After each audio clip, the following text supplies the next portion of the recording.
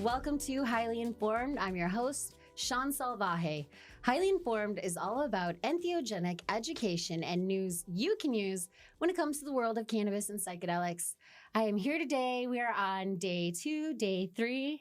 We're in the vortex of MJ Biz, and I'm here with Riley Kirk from the Network of Applied Pharmacognosy. Oh yes, SNAP. If you haven't heard of them, you've been sleeping on cannabis research. So Riley, thank you so much for joining me. How's your first couple of days of MJ Biz been? It's been really wonderful. Thanks for having me on. We've been collecting data these past couple of days at MJ Biz, and we've had a lot of community data we've collected, and we've spoken on various panels about the different research projects we have going on, whether that's Weird Brains, which is a advocacy neurodivergence panel that we have going on. We have the Science of Smokeability, where we're researching what goes into a quality smokable product. And then we also had a panel on real-world data and how important that is to represent cannabis consumers. Ooh, real world data. Yeah. I'm interested in that. So we got some news this week while we're out here. Texas, just being real Texan.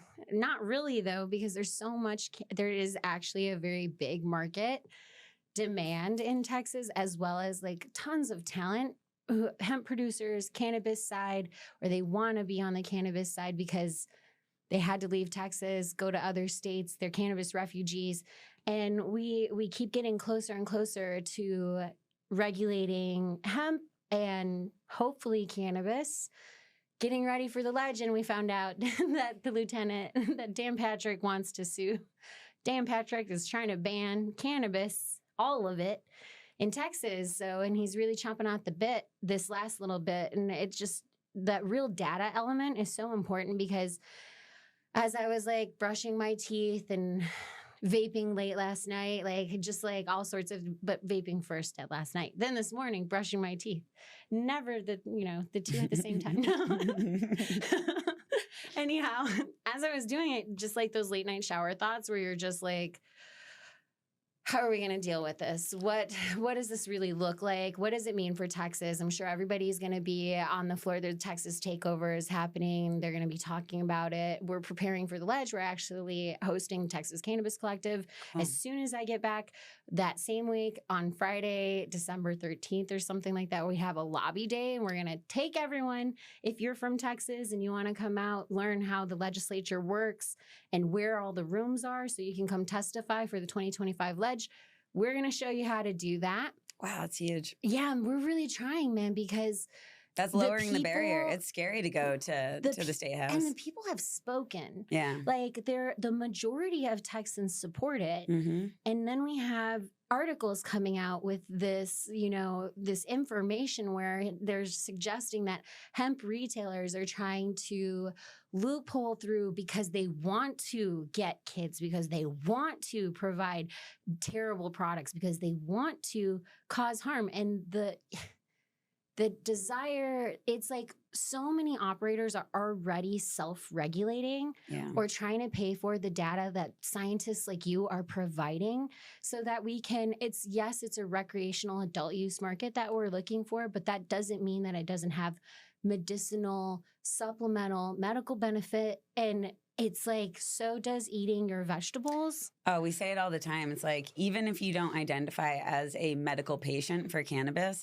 if you're using a medicinal plant, you're getting the medicinal benefits of that plant. So whether it's just like lowering inflammation on your body and your brain, or whether it's just reducing stress, like you are still getting benefits from that plant. So that's why we often say like adult use instead of recreational, because you're not just having fun with it. Like you're just able to use it because you're an adult. Like, I don't know what you're talking about, recreational. Like, for me, with PTSD, with autoimmune issues, being a single parent, trying to run a business, picking cannabis and psychedelics as an industry to help legalize and bring forward, because I really believe in the power of the medicine. Like, I'm not just zoned out anywhere. I'm hyper focused. It helps me treat my ADD. And I know we can't make medical claims.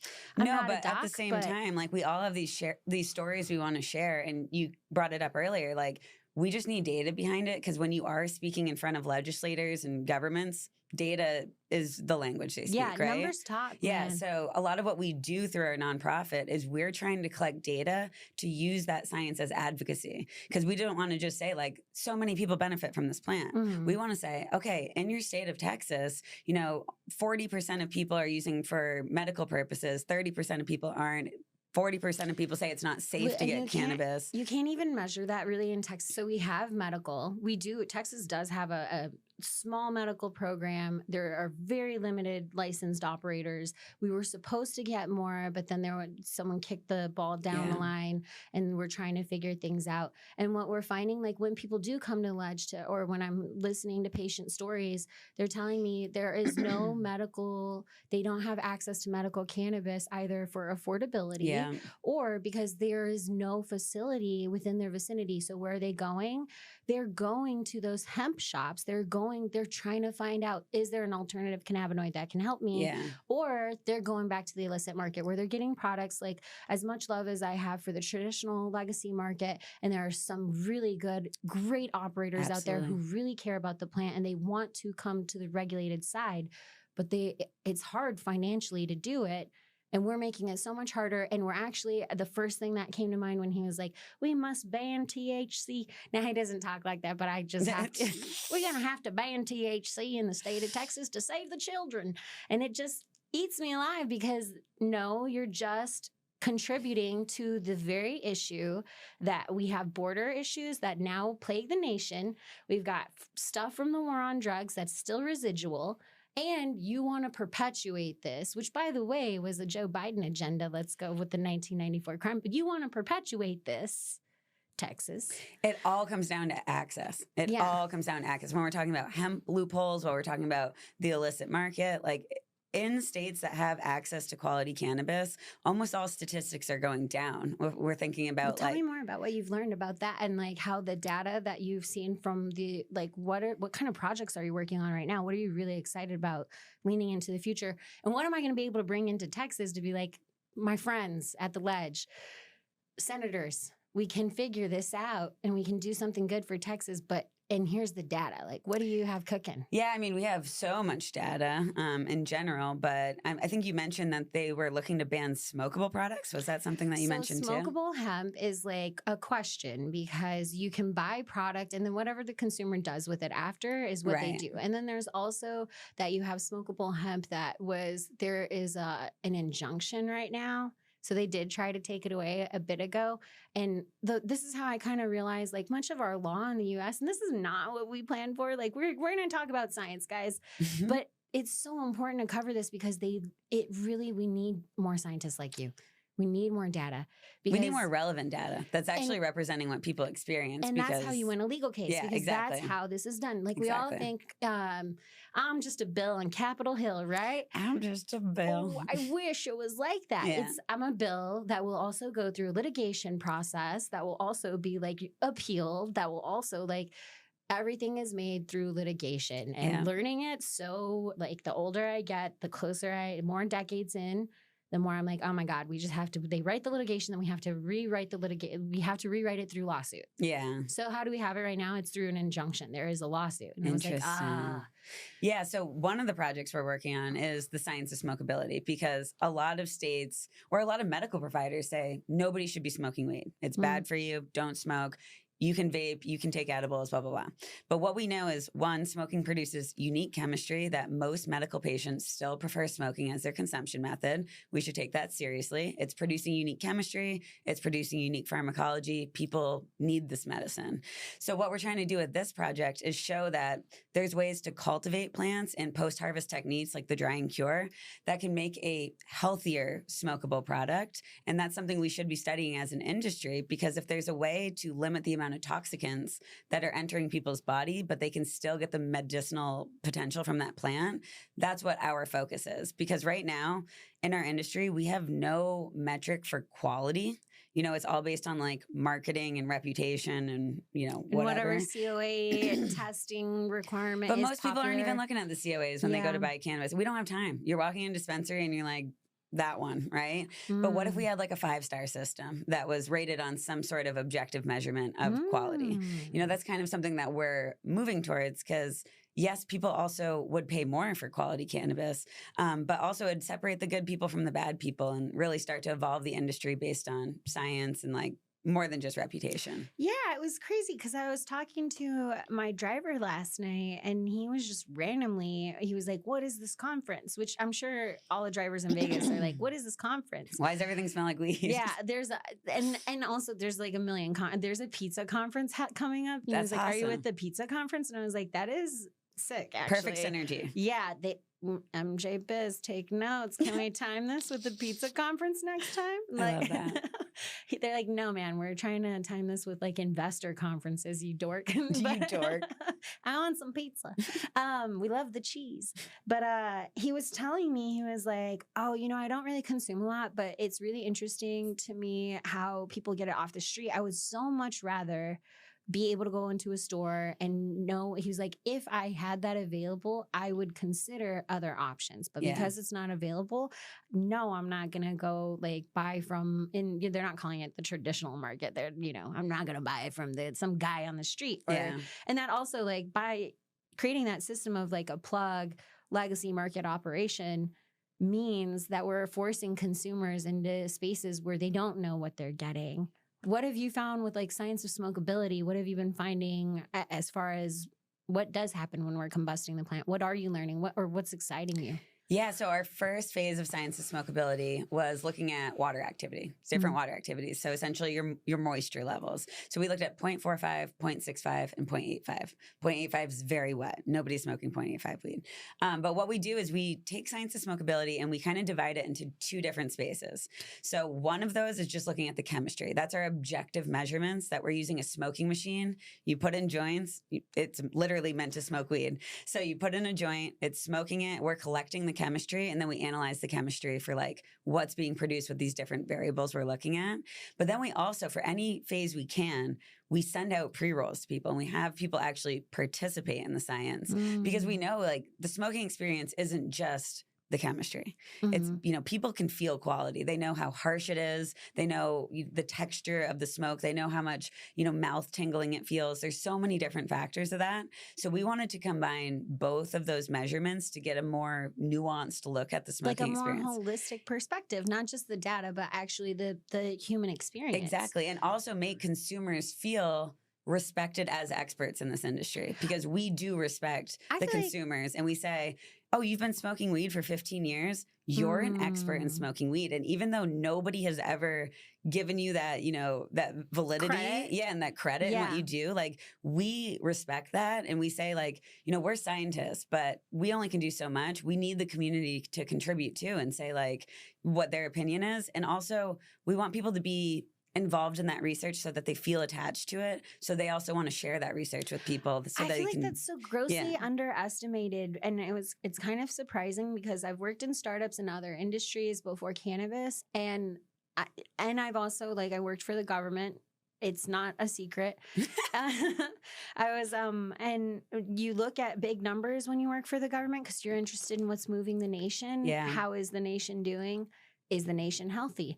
And because we're also, like, in the military, at least, we've been sounding an alarm, like the nation's not healthy. There's fewer people who will be qualified to help if, God forbid, something crazy happened. Yeah. And that's really what the bottom line is supposed to be. It's not supposed to be, do we want to go fund some crazy activity in some part of the world that we're not quite sure where's the money going?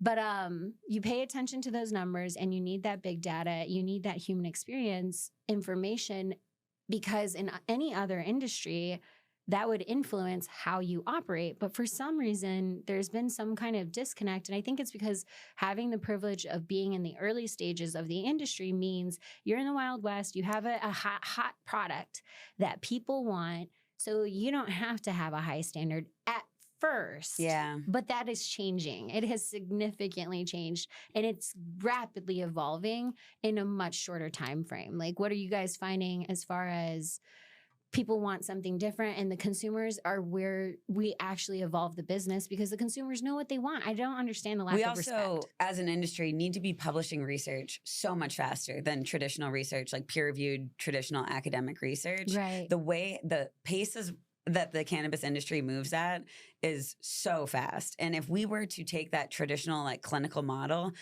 the thing we'd be publishing on would have happened 3 years ago, and it would be completely irrelevant by the time that we were actually getting it out to people. So that's another thing we do is like some of the way we get our information out about our studies is very non-traditional, whether that's white papers, podcasts, short form reels and stuff, but it's real data and we still get that information out there, but we want to make sure it's in people's hands as quickly as possible before things change. But I think something that's so important in the cannabis industry with involving consumers is developing that line of trust with consumers. Trust is everything in this industry, right? And if academia or the government were to come to a bunch of stoners and say, hey, you mind telling me exactly what you consumed today, what time, and how you felt? People would be like, absolutely not. I'm not sharing that with you. Like the government's been against us for decades, like, or, you know, for hundreds of years. Plus it's your private, there's a level of privacy that you're entitled to as an American citizen. Like, exactly. And that transparency too of like, I think research has always been like us versus them. It's like these people on a pedestal being like, give us your answers to this and we'll write it up. Instead, it's like when we are introducing the study, the way we tell people, like show people how to smoke their joint at home and how to like take all the data is we record ourselves smoking a joint and we say, this is exactly what you should be doing. At this point, you should be at question number 4. So instead, it's like they know that us as researchers are also stoners. We're also smoking weed. We're part of this research. And it's not us versus you. It's like all of us together. And this research benefits all of us. You know, we're not going to take it and use it for IP and not tell anybody about what we're doing. Instead, it's like everything we do, we're sharing so that we can all come along for the ride. And hopefully, because we're being so transparent, people will want to support us because they're getting that information too. Yeah, I feel like that is a make or break in the industry. Like, I think a lot of people, and you guys check me if I'm wrong. Everybody, I don't have a problem. I think a lot of people come from that angle of there's a level of scarcity, and so we must compete. And how dare you touch my intellectual property or even try to do what I'm doing? And I've always been of the mind, like, yes, you do need to protect intellectual property. You do. Get your ducks in a row. But at the same time, like limiting conversations and education because we're so afraid someone else is going to do it better. No one can do it like me. No one can do it like you. No one can do it like, we talked about this with JB from Illicit Gardens. They can steal his process, but they will never be able to show up every day the way that he does. Or talk about it with the same passion. Yeah. So sharing the information, the education, I'm not afraid of it because, and also, are we not supposed to be getting better with every iteration? Like what you shared yesterday, like terps. We were all about those terps. Yeah. It even affected the COAs. Before, it was high THC percentages that people were chasing. Now they want to know, consumers have become more educated. They want to know about terpene profiles. Then I have someone amazing like Twinkle coming on and sharing, like, by the way, we're doing this science thing and we're discovering new about aroma. By the way, terps are only the surface and we go deeper. And as you were saying, like cultivators have known and trusted their nose for so long, and then they're putting the research behind it and the words behind it so that people can communicate that. The way that science kind of goes is supposed to be this exploration of our understanding of the natural world, not our making constraints and box and putting nature into this like category so we can determine regulations and all sorts of other things. Like, no.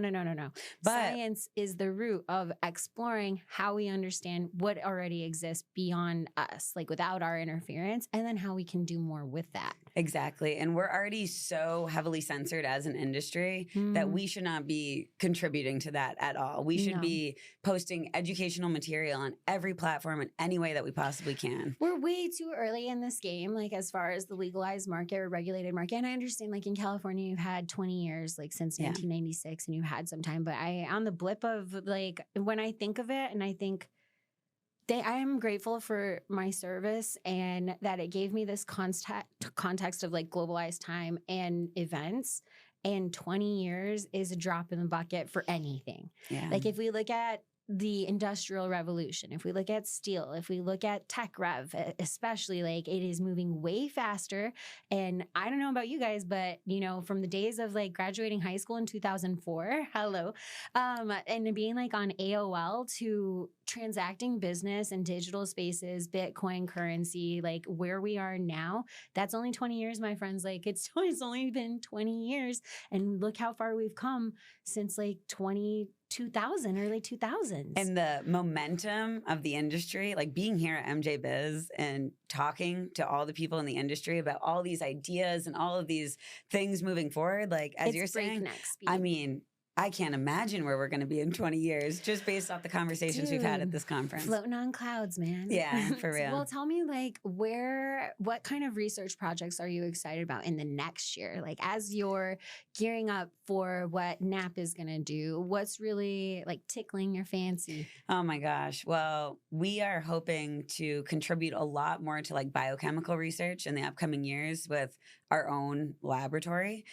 So we really want to study the endocannabinoid system more, and we really want to understand more how specific products influence the ECS. Because right now we have compliance testing that's testing for your THC and your CBD and your terpenes. We all have to do that as part of the industry, but we have no testing for like how well things work. And we really want to contribute to like saying, okay, if we have 10 different topicals, how can we compare these and evaluate them and say which one is better or worse? And how can we look at endpoints that matter for patients so that we can say, oh, you have this type of cancer, like maybe this product type would work better, or you have IBS, like we can do an assay in our laboratory to look at different product types that might be most relevant for IBS.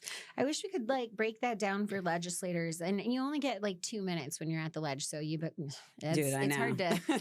hard to do. But to break it down and to give them that information, that if we could get to a safe regulated market, then we could do exploration into efficacy and like getting really granular with how specific products can help specific people so we can avoid things. Because I'm definitely not going to be one of those people who is like, oh, cannabis hyperemesis isn't a thing. No, it's a thing. We have a study going on right now with CHS. It's a very real thing. And as an industry, we need to control the narrative about CHS instead of pretending it's fake and non-existent. We would be so much more better off if we all got educated on CHS and understand, yeah, there likely is a genetic predisposition. It's not going to just hit everyone equally. Same thing with many mental illnesses that we hear about, like cannabis and, schizophrenia or whatever. Absolutely. There are genetic predispositions for that, but also other things like SSRIs are absolutely contributing to that. And they have the same issues. Yeah. Like when they're like, this side effects include suicidal thoughts. Yeah. Like, and you're like, wait a minute, pull back. If we have these kind of side effects in other spaces, how did we get to safe use of them? And it was like, because we regulated, because we got into dosing, because we figured out who is it for and who is it not for, not because we just blanket denied access to everybody. And guess what? And doing that doesn't stop it. We need to get education to the people who actually, what if there's someone out there who is canna curious and it doesn't work with them and they have a bad experience that we could have prevented. Exactly. I always say, like, if somebody trusts you with their first experience with cannabis, you need to take that extremely seriously. Like, especially if you are like a stoner and a consumer, don't give them the same dose that you would take. Like, this is their first experience with this plant. And if you do it wrong, they're going to tell a lot of people that they had a horrible experience with cannabis and that people shouldn't use it, give them anxiety. Where if you give them a dose that's maybe on the lower side, maybe they're like, wow, I've never had that type of experience with cannabis. I didn't know it could be that, calm and, have a positive experience. But same thing with CHS. Like, if 10 million people are using any product, there's going to be a percentage that do not respond well to that product. Right. There's never been any product you can ever. be allergic to peanuts. Yeah, that 100% of people. We didn't say, fuck the peanuts, no peanuts, illegal. Anybody. Yeah, absolutely not. Yeah. So that's the serious types of conversation. We need to think of it in a rational sense because we put cannabis under this microscope and we expect it to be safer than water. Like, it's a bioactive substance. It works for hundreds of different medical conditions. We're expecting 0 adverse effects at any dose possible for the entire population. Let's be realistic. That's insane. We need to look at it, how we look at other medicines, how we look at other recreational substances, like how we look at food. Yeah, tobacco and alcohol. Like, we need to start being a little more mature. We regulate cannabis way more strictly than we regulate food and what we're intaking into our own bodies. Yeah. So help me out a little bit. What did you guys learn? Like we were talking about the psychosis induced from cannabis use if it doesn't align with your ECS, your endocannabinoid system, which is a reality, but not very common. Yeah. As well as the cannabis hyperemesis syndrome, which we don't want to downplay. We do want to acknowledge these things so that way we can get education to the right people. Aside from like the problems though, what benefits are you seeing? Like what did you learn about hidden brains? Sorry, NPR. Weird brains. Weird brains. Weird brains. No, I love that you bring this up too, because everyone always wants to talk about psychosis and CHS. And it's like, all we have is research on the negatives. Let's talk about the positive. It's like people have been focusing on that for so long. Positives, one of our studies, which we called the Longitudinal study, this was following cannabis consumers for 2 weeks. So they were recording their cannabis use every day for 2 weeks, which shout out to anyone who participated in that. That's not easy. And our group of people who did, we had, again, 5,000 people, and our compliance rate was so high for that because stoners want to be part of research, and that shows in the numbers. I participated. Yeah, so some of the research that we found is 91% of people were daily cannabis consumers. And that statistic alone provided so much validity for people that felt ashamed for no reason for being a daily cannabis consumer. But, you know, we were just talking about SSRIs, or if you were on any sort of other antidepressant, anti-anxiety. And I would say, like, what was it, early 2020 years ago, if you were taking SSRIs, you were very quiet about it. Nobody wanted anybody to know. And now everybody's on them. Same thing with Adderall, right? And we expect people to dose that every day. We expect people to find their new baseline, to find their new norm, taking these pharmaceuticals, take it every day with food at 8 a.m., whatever it is. But with cannabis, we're scared to be dependent on it. We're scared to treat it like a medicine because society has always told us you can't be dependent on cannabis or you're an addict. You know, you're a non-functioning member of society if you need to rely on this medicine. So what this data is showing us is like, you're not alone in your experience of being a daily cannabis consumer. Most people in this study benefited from daily dosing of cannabis products, and most people used more than once per day too. Many 4 or 5 times a day, myself included. Well, and I have this, and it begs this other question because I've heard other things about the whole plant consumption. Yeah. Including the nug, which like people would be like, what? That's gassy. Are you sure? But there's oils, there's lipids, there's all kinds of magic. We're finding flavorants, we're finding terps, Twinkle's finding sulfurs and other aroma profiles that contribute to like health and wellness. You find them in other things. You find them in fruits and veggies and all sorts of stuff. It's opening the door to like, if you're doing this research and we're finding that 91% are daily consumers, and those consumers are only being offered a vape or a combustible option, and there's this other option, like it kind of brings me to the pharmacognosy part of NAP, because so much of it goes back to natural medicines, whole foods. And we're having this awakening in the US right now where I think the general public is starting to realize we've got to change a couple of things. We've got some problems with obesity. We've got some problems, some serious. I work in the psychedelic side, and we are in the middle of a mental health crisis. We don't have enough providers to provide. And the ones who are, we're not 100% sure that it's working. Yeah. And psychedelics can provide an answer. I'm also leaning into there's a potentiality that whole plant kind of cannabis consumption, not combusted, not intoxicating, just a little nug a day, has a lot of beneficial effects. It does, yeah. The acidic cannabinoids that are in the whole nug, and I think whole plant medicine in general. And I want to start this conversation with saying, I think our society is trained to only think of pharmaceutical drugs as medicine, right? And as I just mentioned, you're given this bottle by a medical professional that tells you exactly when to take it, exactly what dose. You don't need to think about anything. Cannabis requires so much education on a consumer. You're not just dealing with one active compound. You're dealing with all of the cannabinoids. Then you have the acidic versions, which you're talking about, and the non-combustive material. Then you have every single consumption method that you can choose that's going to make you feel differently. You know, then you have some people can't feel edibles, which is our survey data shows about 16% of people can't feel edibles. I wonder how they would do with just a whole nug. What if there's just a whole different metabolism that needs to happen for them? Like, we don't know. We don't know a lot, and it's never been studied. It's never been documented that so many people can't feel edibles because no researcher's ever been that connected to the community. And the way we found out originally that so many people couldn't feel edibles is from TikTok, making educational videos just saying like, hey, this is how edibles work. And then the comments would be like, oh, I wish I could feel edibles. I can take 500 milligrams of THC and not feel anything. I can take a gram of THC and not feel anything. And then we're like, this is a really significant portion of people. And if it was any other medicine, any other medicinal product that 16% of people couldn't feel, we would have studied that decades ago, right? Yeah. But with cannabis, we've never had that connection to consumers to even know this was a problem. And this is actually, you asked, like, what are some of our goals moving forward next year? To understand these things more that came to light during our studies of like 16% of people can't feel edibles, 64% of people use cannabis and drive. That statistic's very scary to politicians, but until they realize there's no increase 64% don't have road rage anymore. Well, and there's a decrease in motor vehicle. It's not even about that. There's no increase in motor vehicle accidents. Zero correlation. There's no increased danger. So what are we worried about? We've created this own issue in our heads because we think that we're scary. We also don't do that for any prescription medications. We're like, you should put it on the bottle. Don't operate heavy machinery. Yeah. We can do that with cannabis, but we let the consumer make their own decision. And also then whatever repercussion happens, that's on you.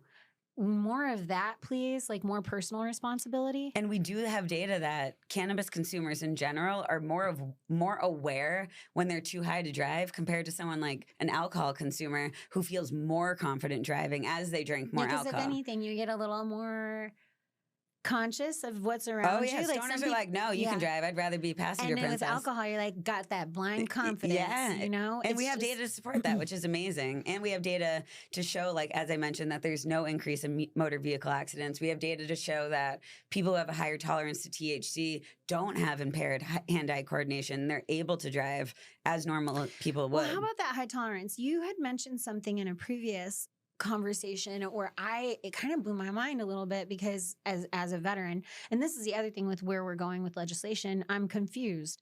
The VA just said they just greenlit, we're going to test, I think, MDMA on veterans, and we're going to look into cannabis. They're actually going to look into it, and they're giving veterans permission because veterans have been, since the Vietnam War, veterans have been self-medicating from what they had seen, right? You know, or how they came home to, you know, in some situations, your country is happy to see you again. In some situations, the narrative has shifted, and it's not a very nice homecoming. Yeah. No matter what you did, and if you did the right thing, you were a good guy, you can still come back with a bad narrative. Yeah. And that's hard when you're coming home and you're also readjusting to not being with your family. Like you grow together as a family because it's life and death on the line. Like, I don't know if there's any other thing that can bond you quite as much. Like I've yet to experience it. Cannabis gets pretty close because you're really going through the shit. Yeah. But you had mentioned that for or like some study, or tell me, like, fix me if I imagine this in some stoner reverie, but that people with PTSD tend to have those higher tolerances because there becomes more receptors in the brain. Like what they're finding over time is that with PTSD, there's more CB1 and CB2 receptors. Can you elaborate and educate us on that? Absolutely. Yeah. So it likely has to do with the trauma response, kind of what you're talking about, trauma bonding with people. But people who have... We're all trauma bonded veterans. Sorry. But yeah, people with PTSD have higher levels of the CB1 receptor, the cannabinoid 1 receptor in the brain. That's what THC binds to. And because of that, you know, they do have different mental spaces. So a lot of people with PTSD will develop a high tolerance to cannabis, use a lot of THC. And the way tolerance works is if you keep exposing those CB1 receptors to more and more THC, eventually your body takes some back. It recycles them, removes them from your brain. It's like if you're vitamin D deficient, your body is going to respond by trying to get you to get more vitamin D. Yeah, exactly. And then once you do, that system reaction is going to it's going to slow itself down. And it's not going to be as necessary. I think that's why you see people who go through periods of mass consumption and they're like, you know what, actually I'm good right now. Yeah. And they come back later because it's a fluctuation. We're a human body system. Like, well, I think it's so funny because there's these different platforms out there that are like, we'll test your endocannabinoid system and tell you exactly what products you need. And I'm like, for what? That tiny little snapshot in the day? Like your ECS changes like this throughout the day. So sending in a saliva sample is only going to give you a tiny little snapshot. You need something that can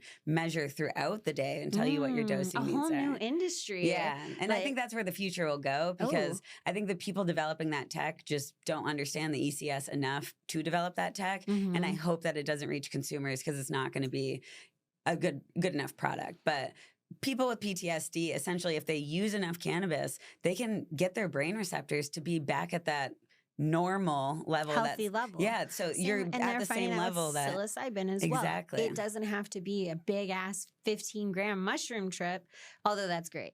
It can be a long-term sustainable healthcare plan. Exactly. Or not. Let's stay away from healthcare plan, because there's a couple things. Like, let's acknowledge, and I would love to hear your perspective on this, especially from the lens of pharmacognosy and then pharmaceutical, because there are some avenues. Like, I know that a lot of people in the industry are very much afraid of pharmaceutical industry intervention and then blocking everybody off. One thing, and it's a valid threat. It's very valid. It's a valid threat. One thing I am noticing, though, is the potentiality for the pharmaceutical industry to do what it does best, which is create these extractions, other things, distillates or whatever, make all the weird shit you can make for, like you do in pharmaceutical industry, because that's how MDMA is made too. Yeah. Do your thing, and then that can be its own little bubble where we can use it for medical purposes. It's dosable, it's very consistent, and it's sometimes made in a lab, because you're specifically looking for whatever you want to do for pharmaceutical purposes and medical purposes, which have to be so specific. And if they make it in a lab, though, that is highly regulated. And, exactly. And it's not just like what we talk about, like the Delta-8 industry, where it's like, oops, there's a bunch of residual stuff in there. It's like, that doesn't happen. Then they can have that avenue for alternative cannabinoids, processing, and everything else. But it doesn't mean we have to close the door for these other opportunities, like these health opportunities where we're talking about. And this came up in conversation, is the FDA is not currently structured to understand or regulate cannabis, because it exists in a world that we haven't addressed yet. Yeah. Not in a regulatory space, not in a science space, not in any of that. So the hope is that we can get more opportunity, more research, more data. What are some of the challenges that you guys are finding? And then I do want to bring back, we got to tell people, what does pharmacognosy mean? Yeah, I was going to start with that part. So pharmacognosy is what my background is. That's what my PhD is in. Technically, it's in pharmaceutical sciences, but I specialize in pharmacognosy. So that word just... You've been in both. Yeah. So that word pharmacognosy essentially just means studying the natural world, studying plants, fungi, bacteria, the different molecules that the natural world's making, and then how we as humans can utilize those molecules for our benefit for medicine. So this has taken many different routes. Some people still study the complex extracts of the natural world. Some people try to make pharmaceuticals from the natural world. So there's a whole spectrum in the world of pharmacognosy. So pharmacognosy comes before we got pharmacology. Yeah, pharmacognosy is the OG to pharmacology. Like, it's the OG Kush. It is, because pharmacognosy really breaks down into like the knowledge of medicine. So pharma, medicine, nosy means knowledge. So it, like, before we had any synthetically produced pills and all that stuff, we had people that understood fungi and plants, and they would make extracts, they'd make emulsions, they would, provide them to people in their community, and that was pharmacognosy. And then as we evolved and learned about patents and built this huge industry, that's when it turned more to like synthetic organic chemistry and away from the natural world. I love that you said as we evolved and learned about patents, because I would have naturally just said as we evolved, as science evolved, and it was like, pause, they are separate. It can evolve, and this whole patent thing very much influenced how it evolved. Oh, 100%. And we're still facing that right now with how we're structuring licensing in different states and regulation. What's your hope? Like, what are you guys doing in Maine? Like, wait. Can I step back just a minute? Because you brought up whatever you want. Okay, you brought up like the pharmaceutical side of things versus the natural product side of things. And I think this is a really important conversation moving forward. Because you're right. The pharmaceutical industry is not interested in complex natural product. They're not interested in RSO. They want to do their thing. They cannot patent RSO. They cannot patent a complex natural product, but they can patent a CBG derivative, a single isolated compound that they change just a little bit to be like a little more bioactive in the brain, maybe a little safer for certain populations. I do think that's where it's going to go, where they're going to take single isolated compounds, maybe manipulate them a little bit, patent a bunch of stuff, make it super dosable, do research on certain medical endpoints. I think that's going to be the lane that they stay in, because that's the lane they've always stayed in, is single it makes isolated the most sense compounds. with how their framework is already structured. But our industry won't die. Our industry is built on plant medicine. And I think that's what we need to start highlighting moving forward is complexity, things we don't understand, synergies, you know, the entourage effect, and really embracing that and showing that our community of stoners and cannabis lovers, like that's the medicine we choose. And if people don't choose that, there are other options that are more pharmaceutical, but we still need to exist here to represent the plant. Because as things evolve in the pharmaceutical industry, we're stepping further and further away from the plant. So far away. Yeah, you take it from the botany of something to this pill. Yeah. Which for some people, like in the case of anyone who has a psychosis-induced experience or hyperemesis, if pharmaceutical science can find what is the beneficial ingredient and eliminate what is the ingredient that is causing that reaction, now we have a solution for them. Exactly. And it doesn't eliminate the opportunity for everybody else. Or a simple genetic test that said, hey, Shaun, you're actually like 85% likely based on your genetics to potentially develop this condition. It's recommended that you don't use high THC products. And we do definitely have, like, I did work with some epigenetic scientists who had developed new testing, still needs work, but they had done some work where they could say, hey, cannabis, yes for you, or cannabis, I'm not so sure, but it's still really new epigenetic stuff. And that's what available only to people who have access to pay for that kind of thing. And that is a problem in a lot, including the psychedelic industry, where it's like, oh, 15,000 for a session. Oh, you want ketamine? Well, guess what? Yeah, that's only for this 5% of the population that can afford it. It shouldn't be if you have 20K, you can be happy like a normal human. That shouldn't be. That's all mental issues. Is like the poor people are the ones that suffer, and the rich people are the ones that get spa days and the perfect medicine. And the pursuit of happiness, isn't that a part, the ability to pursue happiness would be, I'm not talking about, cut me a check, but at least let me have a plant that can help me, that was here well before we wrote any laws, like well before any of us were here, the plant was here. Yeah, and we need to keep representing the plant and medical patients. Like we need to keep us at the top of like, this is the focus of our industry. And then as you said, like if the pharmaceutical industry wants to do something, if the hemp industry wants to create all these zombie compounds, whatever, let's just make sure we have access to high quality cannabis and then do whatever we want. Do it in a safe way. Yeah. Like I know hemp is a new thing.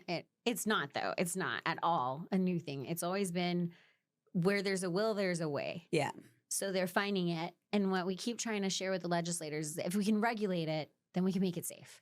And there are some players who are already self-regulating, and man, can't we help them out because they're already trying to do the right thing instead of making this so much more difficult for everybody, which by the way, what the hemp guys are doing, the pharmaceutical guys will do on a different level. And they're going to use their same methods. They're going to use their same methods. They're going to ask them for their expertise. That's usually how that goes down is they're like, wait, you know how to do this? Let me pay you. Come help us learn how to do it. But I want to say that to legislators too, because what I've found, because I'm on the New Hampshire Cannabis Advisory Board, we're trying to get a adult use industry in our state. It's an uphill battle, but that's not the point here. But for every state, it's like we're reinventing the cannabis industry in every single state. Why are states not paying experts to help them develop an industry? Like if you can look at a state that you say, wow, that state's doing things right. I think we should develop our industry to be similar to that one. Pay the experts the money they deserve, and they will help set up your industry to be the same. Legislators are not the people who should be making these decisions. Well, that's the other thing is that we give half-baked information. So much of the regulation, like I feel like poor California got, yes, 1996, good job. You also didn't know anything. So you wrote these laws and regulations with no awareness of what was actually going on.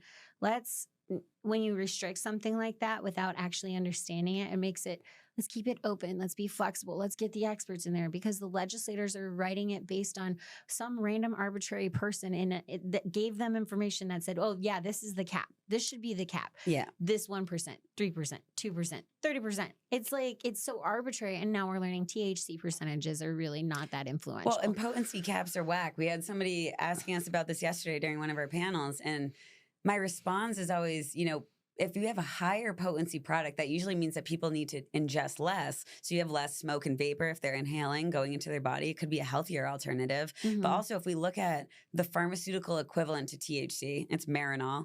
And technically speaking, and they already have a patent for that. That's a cannabis concentrate. That's 99% THC. But that's what our pharmaceutical industry developed. But somehow when the cannabis industry does it. 99%, you say? No, it's almost pure THC. Yeah. So, when the cannabis industry does it, it's a problem and it's addictive and we need to change it. But when the pharmaceutical industry does it, it's a pure, beautiful compound. Bless their heart. Yeah, so we need to start looking at things like with a little more nuance, with a little bit of a microscope. And a bit more objectivity, Objectivity, yeah. And saying like, we can't keep targeting people just because they're open cannabis consumers. Like, yeah, we are passionate about this plant, but like, we're also looking at everything else, and we are comparing and contrasting, and we need other people to do that too.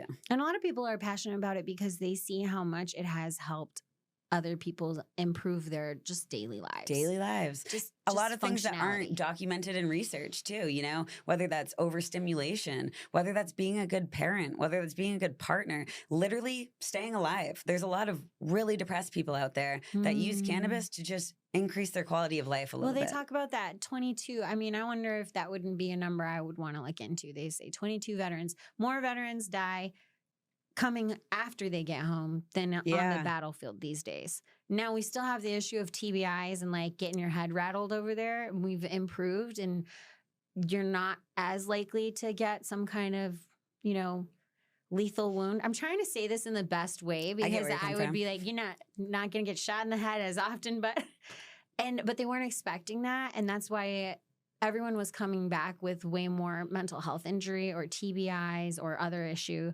because we were now physically surviving the wars, but the toll and the cost. And then also when you look back, my deployment to Afghanistan was like 2012, 2013, earlier days. Now in 2025, truthfully, the withdrawal is what brings it all back. And that's 10 years later. Like, you can be totally fine and then see how something completely falls apart and just go all the way back. Yeah, and I'm sure alcohol plays a big role because a lot of the only option available. That's what I was going to say. Feeling the pain, because you're not allowed to consume cannabis or any other harm reduction substances. So everybody I know that spent time in the military does consume a lot of alcohol because they train their body as their coping mechanism with alcohol, and they have a high tolerance for that, but they don't realize they're killing they're killing themselves from the inside, and then that causes neuroinflammation, which causes other mental health issues, and it's all cyclic, and it all has to do with access and drug testing and safety, and these are things we're not looking at. But like, if you look at the timeline of somebody in the military, and if you're limiting cannabis for that long and telling people that cannabis is bad, then all of a sudden they get home and you're like, oh, by the way, cannabis helps with PTSD quite a bit. You should try it. Oh, wait, we've been demonizing that for the past. Well, then you've got veterans who are seeking help and having to be very secretive about it. Like, I'm very happy to see that the VA is going to start studying this stuff. Yeah. That's huge. Let's disrupt the stigma. And I don't think the American people realize most things that happen in America get tested on your military first. Like, good or bad, even when it's like regular consumer products, like Google Maps, you have that because the United States Air Force needed to know where the fuck it was going. They put satellites up there and they gave everybody GPS. That's courtesy of the U.S. Air Force. Cool. So now we know where we're going in Vegas, trying to get from the Palms to, the Cosmo. Cool. Thank you. America's Air Force. But it's just like, we need to do the research. We need to figure shit out. We're doing it. We are doing it. We're here.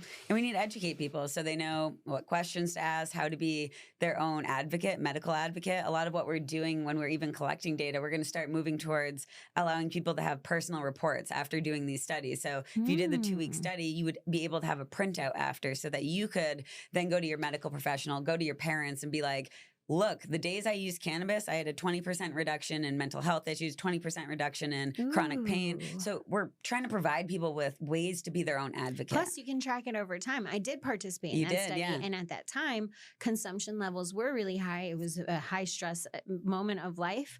And whatever, your symptoms flare up, especially with autoimmune stuff.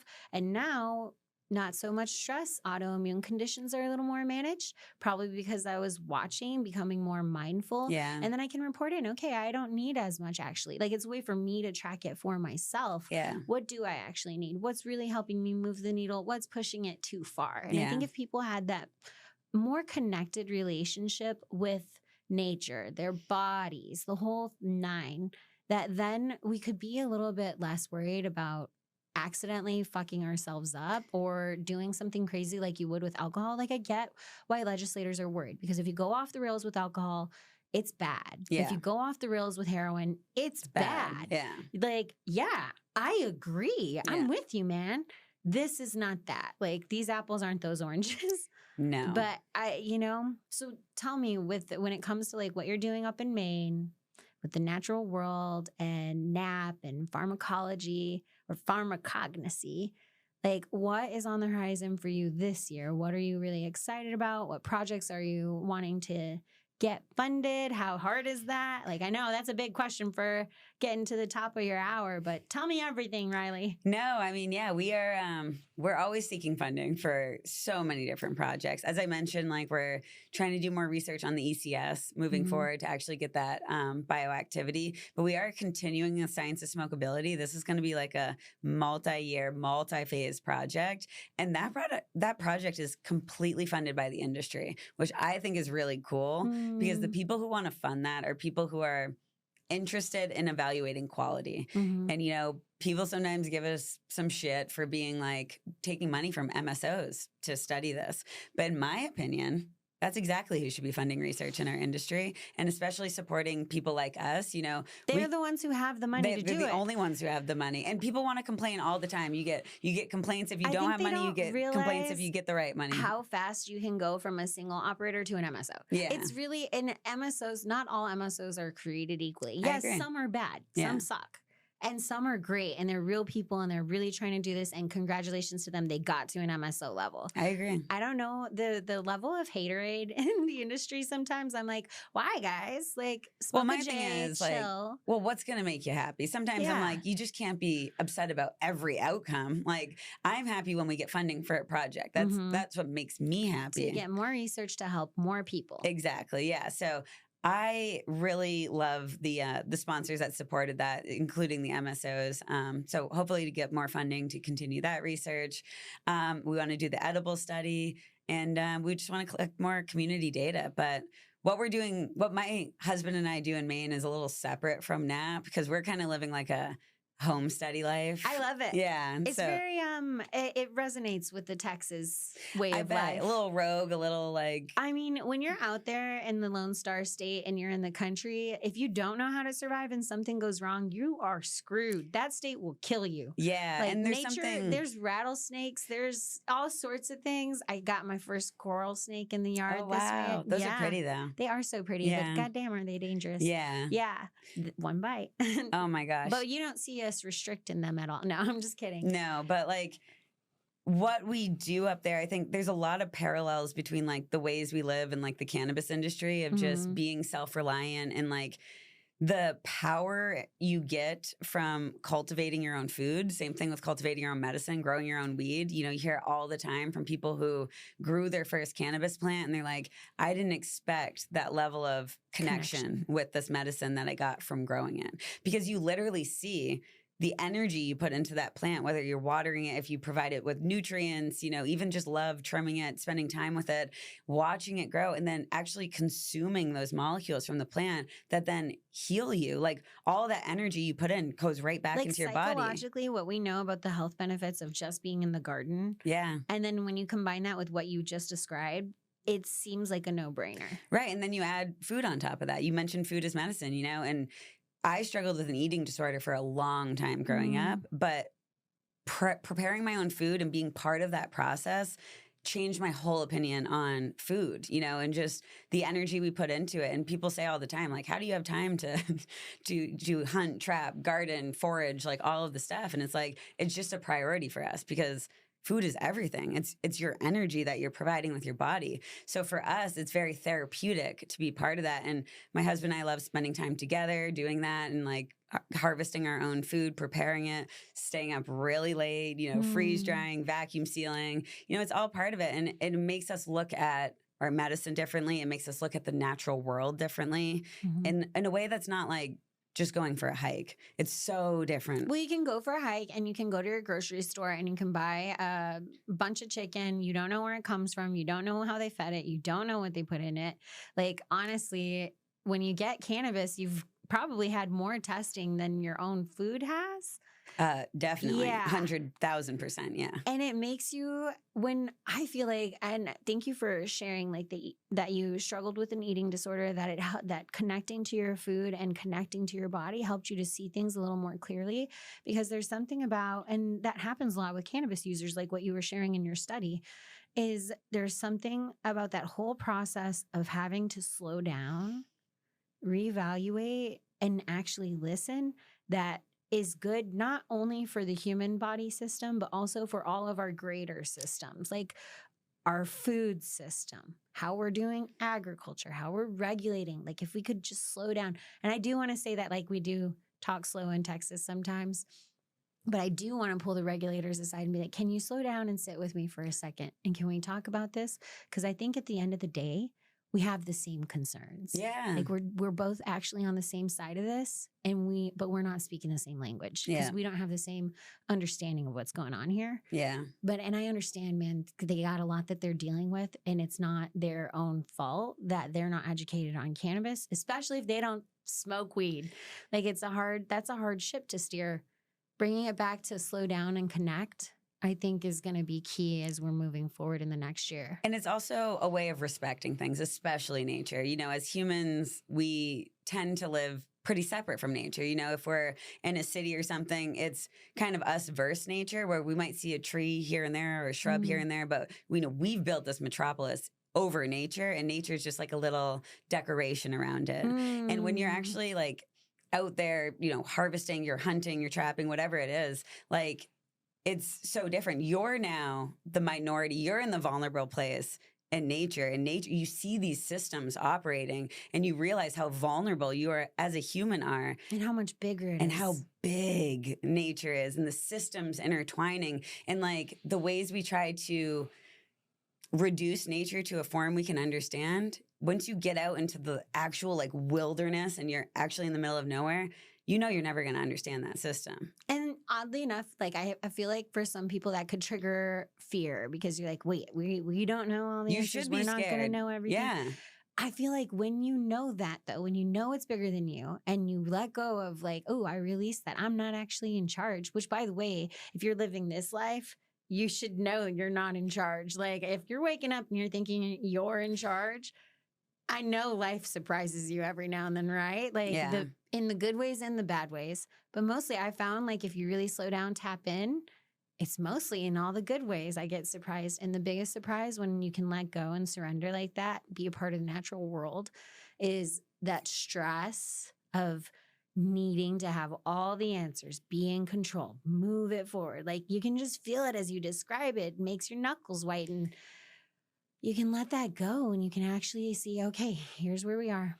And remembering that we're part of nature. I think oftentimes we forget that, like that we are animals, like living on this earth. We're responding. And it's very humbling, like when you're like walking in the forest and you're hunting and you're living among other animals, and you need to think like an animal. You need to be part of that system in a way that most people don't interact with the natural world.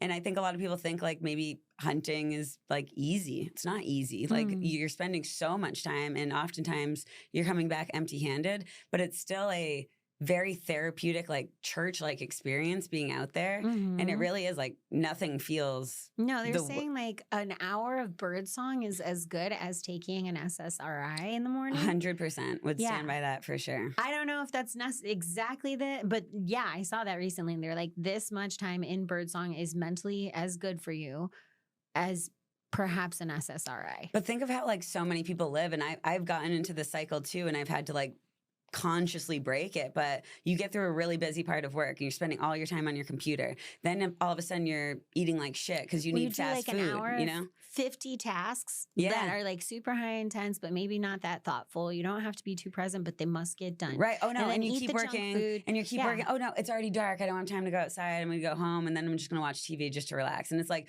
look at your day from like a bird's eye perspective. Do you think that's a healthy way to live, of just staring at a screen and then, you know, going home, staring at another screen, eating like shit, and then waking up and doing it again? So then I can imagine if you're doing that for like 8 hours a day, if you took that 1 hour to just go do for a not walk, 50 tasks, go for a walk, listen to bird song. If you want, smoke a J, start for the day. If you just had 1 hour compounded over time of not driving yourself insane, I have to imagine you find some relief in that time. Yes. And I love that, you know, you brought up smoking a J if you want to, you know, that's definitely part of the medicine. And I think cannabis can definitely help you be more aware of like what you need to heal. And that's part of it. Cannabis isn't going to fix all of your problems. Like, I think sometimes, again, back to pharmaceuticals, we want something that's just the easy button of like, I don't feel good, give me a pill. And There's it's like, nothing in life that comes easy. And we need to realize that about healing and medicine, and we need to be willing to put in effort to heal to get the endpoints that we're looking for. And this goes for everything, even like with the GLP-1 drugs now, like Ozempic. It's like, you know, we can't expect that to be our only solution. It can't be. No. The most basic natural grounding philosophy principle. I feel like we could go back in time and they would say that like thousands of years ago, they were like, get outside, keep your word, be impeccable. What are those? Be impeccable with your word. I'm not going to be able to do No, I can't even remember the book right now. I know what you're talking about. MJ Biz, and I'm like, let's cite the 5 agreements. Yeah, no? short circuiting. The Can't 4 do that. agreements. But it's simple stuff. And I think that when you're in the industry, if you go back to basics, just like what you're describing, whether you're looking at the medicine of it, the consumer experience of it, the science and the research of it, when you go back to those basics and get back to fundamental principles, it just gets easier.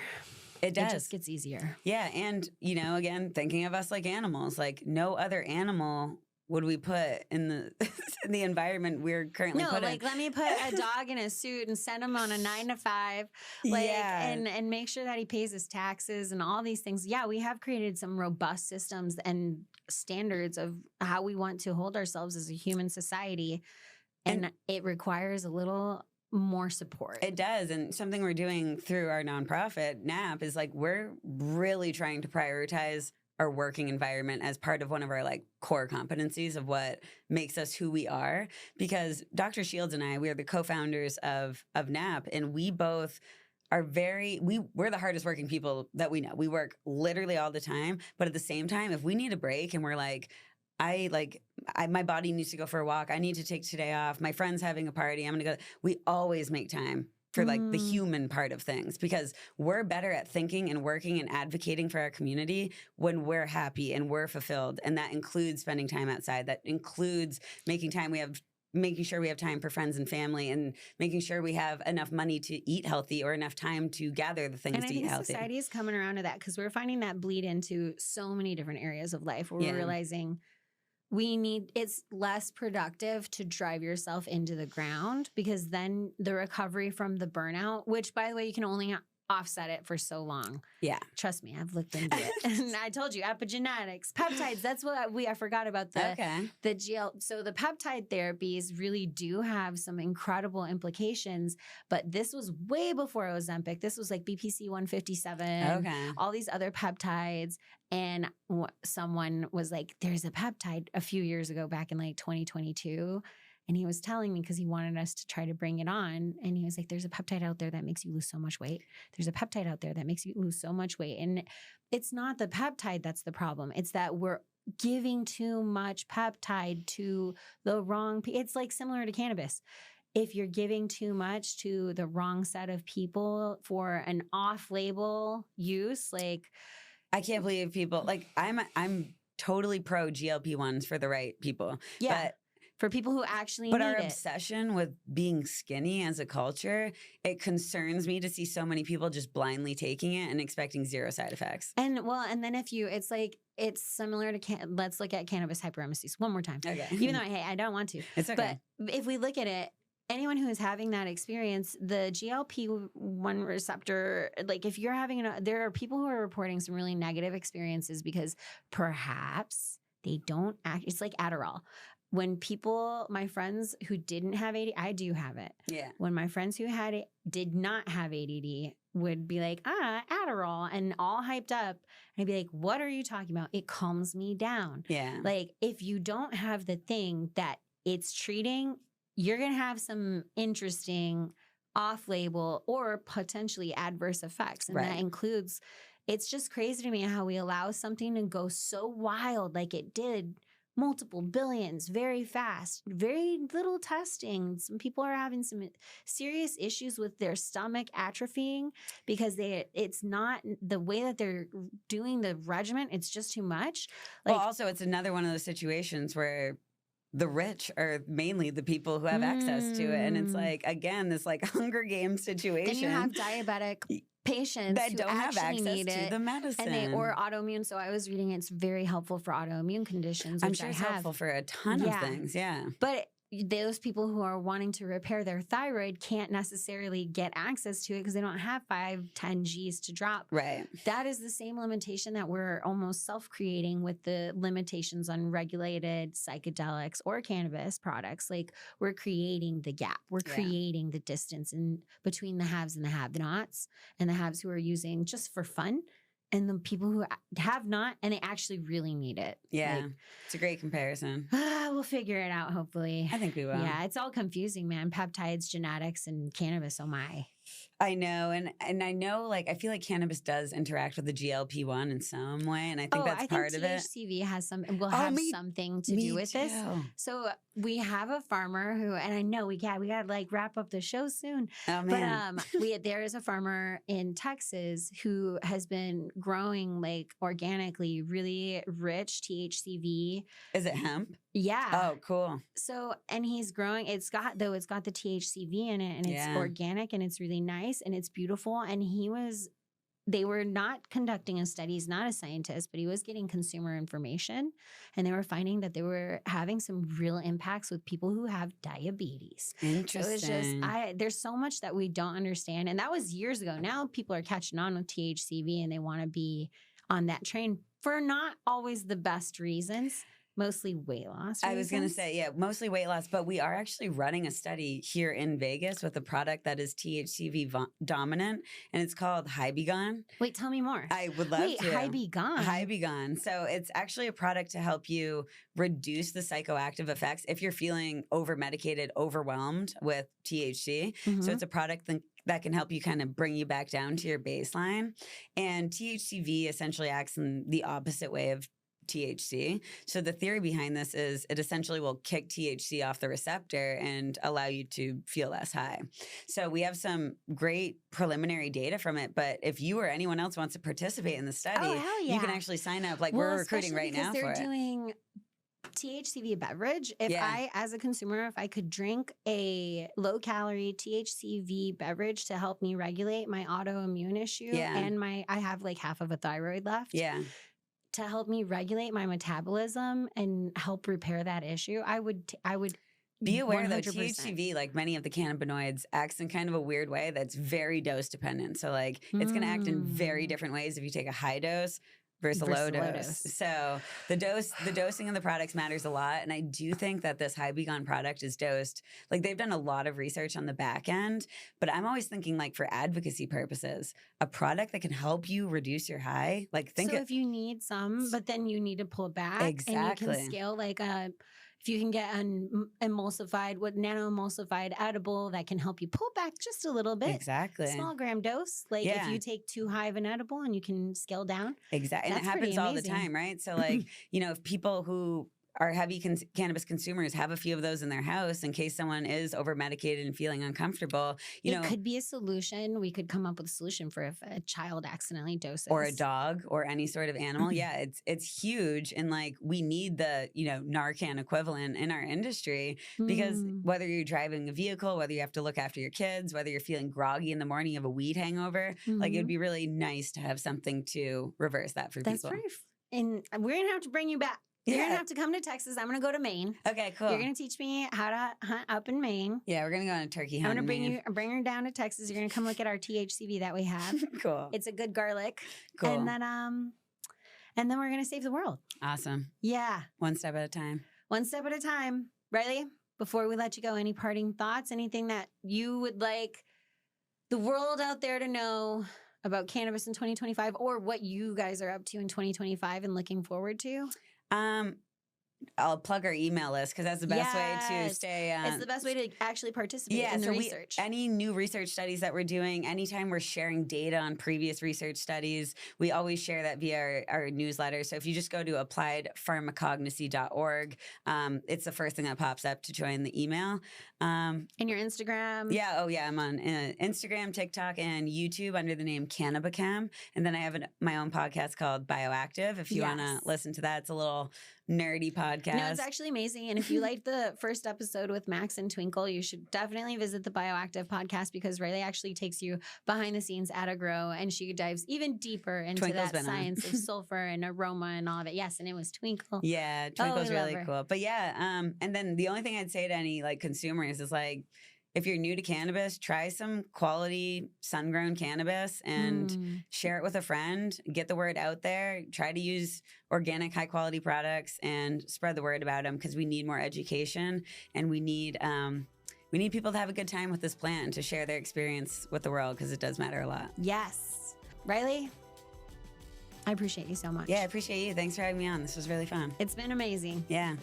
You have been here with us for, our 5th episode of Highly Informed? I'm not sure. Day 2 filming. We're going. We're almost there, halfway. Thank you so much for joining us. And remember, as always, stay elevated.